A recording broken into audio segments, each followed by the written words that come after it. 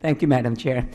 Good morning, Brian. Good to see you here again. Good to see you. Just if you could expand for us, for our committee, two aspects. A, are the federal guidelines that you were so happy about. Just want to expand. What is it that you are so happy about? And do you have any concerns at all about the guidelines?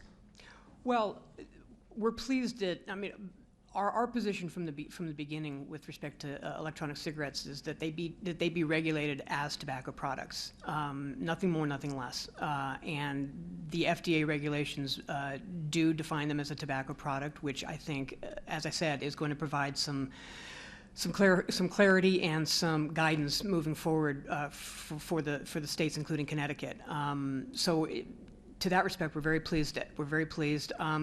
Truthfully, 15206, by and large, established a lot of regulations in Connecticut that the FDA regulations essentially back.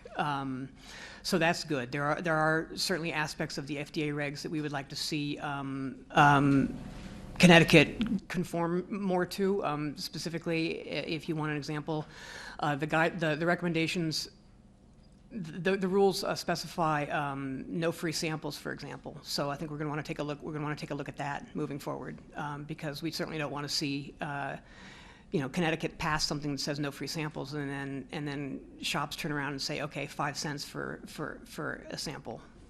Where's the good in that? So we want to make sure that we come up with something that's, going to have a positive public health impact. And as far as any disappointments, we would clearly like to see, I think the flavoring issue is going to be something that's going to be a driving force moving forward, and that we're hopeful that the FDA that will be the next, perhaps the next step that they could take addressing that. Thank you. And you always raise a concern, and as you said, beat the drum on the settlement fund going for the right cause, tobacco settlement money going for the purpose it is intended for, and we as a body constantly rate that, consistently rate that, as you're well aware of, as I'm well aware of, and as this committee. So do you think that with now we have the tobacco obviously to deal with, on top of that we've got to do the e-cigarettes as well, so are we, and whatever money is now available for the right reasons in terms of tobacco cessation, so on and so forth, would be stretching the dollar even further?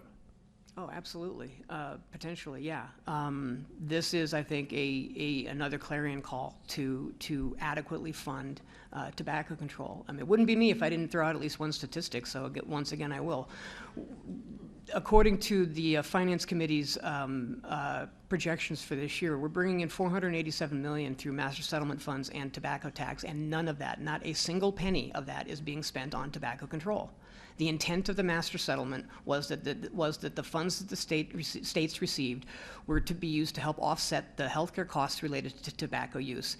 And unfortunately, I think the biggest flaw in the master settlement is that it didn't require the states to spend that money on public health related to tobacco control.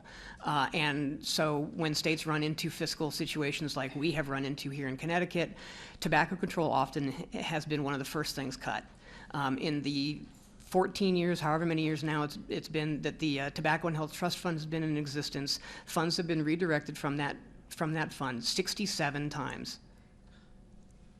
$28.5 million has been spent on tobacco control in this state since the master settlement was passed so many years ago. The CDC recommends that we spend $32 million annually. So we haven't even spent cumulatively what the CDC recommends that we spend annually. Yes, the smoking rates are fairly decent here in Connecticut, but that's just a statistic. Let me give you a scary one. 4,900 people are going to die in the state every single year from tobacco use, and it costs the state $2 billion every single year, and we're doing nothing about it, and it's entirely preventable. Yes, we should be spending more money. This is a no-brainer, and I'm hopeful that these regulations, the guidance that comes with these regulations, and the uniformity that it provides with respect to other tobacco products helps provide an impetus for the legislature moving forward to more adequately, or at least in some respect, fund actual tobacco control. Thank you, Mr. Chair. Thank you.